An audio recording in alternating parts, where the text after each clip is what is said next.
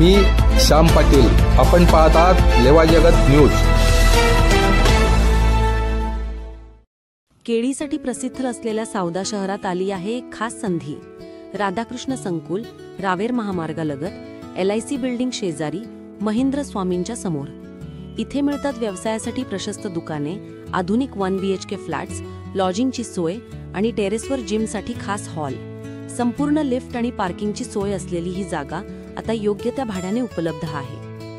राधाकृष्ण संकुल, Raver महामार्गालगत LIC building शेजारी महेंद्र स्वामींच्या समोर, सावदा, तालुका रावेर, जिल्हा जळगाव। संपर्क करा विलास पाटील 7558881156 किंवा सागर पाटील 8398391178।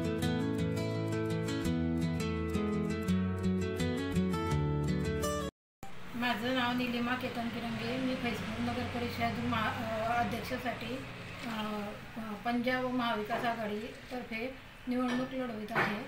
मी 2006 ते 2011 मध्ये नगरसेविका होती। त्यावेळेस मी शहरासाठी महिला बालकल्याण सभापती असताना मी 3 अंगणवाड्या मंजूर केल्या व त्या आज सुरू आहे। तसेच मी DPDC सदस्य म्हणून निवड झाली तेव्हा मी तुक्का वर्ग दर्जाचा तीर्थक्षेत्र म्हणून दर्जा मिळवला।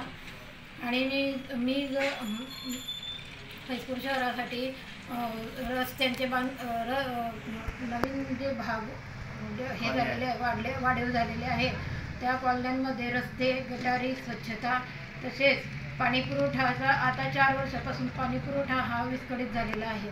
मला सर्वप्रथम पाणीपुरवठा हा व्यवस्थित करायचा आहे। तसेच ज्या भागांमध्ये पाणी पोचलेलं नाही त्या भागांमध्ये पाणी आणि गटारांची सुविधा करायची आहे।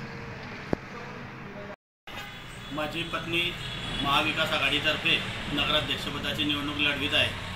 येणाऱ्या काळामध्ये जर आपण जनतेने निवडून दिलं तर येणाऱ्या काळामध्ये ज्या फैजपूर शहरातील समस्या आहेत, गटारी साफ होत नाही आहेत, पाण्याचा सध्या आपला 4 वर्षातून प्रॉब्लेम चालू आहे। तर या पाण्याच्या प्रॉब्लेमसाठी आपल्याला नवीन योजना फैजपूर शहराची, कारण जुनी योजनेला आज 28 वर्ष झालेले आहेत, त्यामुळे नवीन पाणीपुरवठा योजना फैजपूर शहरासाठी विस्तारित भाग यांना मंजूर करून आणायची एवढी जबाबदारी आमच्यावर राहील। विस्तारित भागामध्ये रस्ते बनवणे, खडीकरण करणे, गटारींचा निचरा करणे, गटारी जिथे काढता येत नसले त्या ठिकाणी शोषखड्ड्यांचा एक पर्याय ठेवलेला आहे की येणाऱ्या काळामध्ये कॉलन्यांमध्ये गटारीचं पाणी बाहेर निघत नसल्या ठिकाणी कॉलनी भागामध्ये एकच ठिकाणी ओपन स्पेसमध्ये मोठा शोषखड्डा करायचा की जेणेकरून गटारींचा खर्च वाचेल आणि कमी बजेटमध्ये त्या कॉलनीची सोय होऊन जाईल। आणि दुसरा एक पथदर्शी प्रकल्प आम्हाला राबवायचा आहे की कॉलन्यांमध्ये जो पण वाढीव विस्तार भाग आहे त्या भागांमध्ये नगरपालिकेतर्फे शौचालय पाणी निचरा करण्यासाठी प्रत्येक घराला एखादी कमी प्रमाणात अनुदानाची रक्कम द्यायची प्रत्येक घरमालकाला आणि शोषखड्डा करायला त्याला प्रोत्साहित करायचं।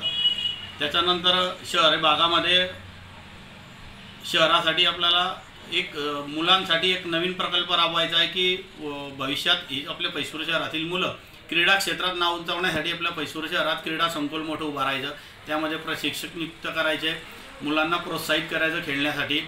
त्याबरोबरच कॉलनी भागामध्ये जे पण कळमोदा रस्ता आहे, फैजपूर यावल रस्ता आहे, या बऱ्याचशा भागामध्ये गटारींचं खूप घाण साम्राज्य झालेलं आहे, रस्ते नाही आहेत, त्या भागामध्ये रस्त्यांची व्यवस्था करायची। तसेच पाणीपुरवठा योजना जी आहे ती नवीन करायची। तसेच फैजपूर शहराला आरोग्याची सेवा उपलब्ध करून देण्यासाठी मागे सुद्धा आम्ही प्रस्ताव पाठवलेले होते, मंजूरही झालेले होते, पण जागेअभावी तो मार्ग निघाला नाही। ग्रामीण रुग्णालय फैजपूर शहरासाठी आणायचं हे प्रयत्नशील आम्ही राहू। जिल्हा ग्रामीण रुग्णालय फैजपूर शहराला मिळावं अशी आम्ही नंतर प्रयत्न करू आणि मागे लागण्यासाठी प्रयत्नसुद्धा करू।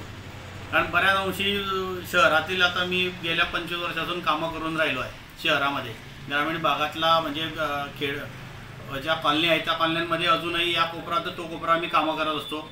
लोकांशी संपर्क ठेवून आहे, प्रत्येकाशी संपर्क असल्यामुळे त्या बळाच्या बराबरच मी हे निवडणूक माझ्या पत्नीला लढवित आहे। आज महाविकास आघाडीतर्फे मी कामं केलेली आहेत, लोकांचं प्रोत्साहन पण मला मिळत आहे, त्या अनुषंगानेच मी हे निवडणूक लढवण्यासाठी माझ्या पत्नीला उमेदवारी केलेली आहे। येणाऱ्या काळात चांगले कामं होतील व गावाचा विस्तार चांगला होईल, जेणेकरून माझ्या ज्या कल्पनेतलं गाव आहे हे मला साकार करायचं आहे। की नवीन फैजपूर शहर घडवायचं, जे ज्या फैजपूर शहरात व्यापारी वर्गही टिकला पाहिजे, कोणी बाहेरगावी गेला नाही पाहिजे, नोकर वर्ग येणारा फैजपुरातच स्थायिक झाला पाहिजे आणि येणारी बाजारपेठ फैजपूर शहरात जास्त मोठी वाढली पाहिजे की जेणेकरून फैजपुरात लोक वास्तव्यास येतील आणि फैजपूर डेव्हलपमेंट होईल. जसं औद्योगिक म्हणा किंवा व्यवसायांची क्रांती फैजपूर शहरात आली पाहिजे की मुलं बाहेरगावी जाणार नाही आणि फैजपुरातच राहतील, म्हणजे घरं ओस पडायला नको. सर्वांनी फैजपूरमध्ये राहून उद्योगधंदे वाढले पाहिजे. या अनुषंगाने येणाऱ्या काळात मी प्रयत्नशील राहील. केळीसाठी प्रसिद्ध असलेल्या सावदा शहरात आली आहे एक खास संधी. राधाकृष्ण संकुल, रावेर महामार्ग लगत LIC बिल्डिंग शेजारी, महेंद्र स्वामींच्या समोर.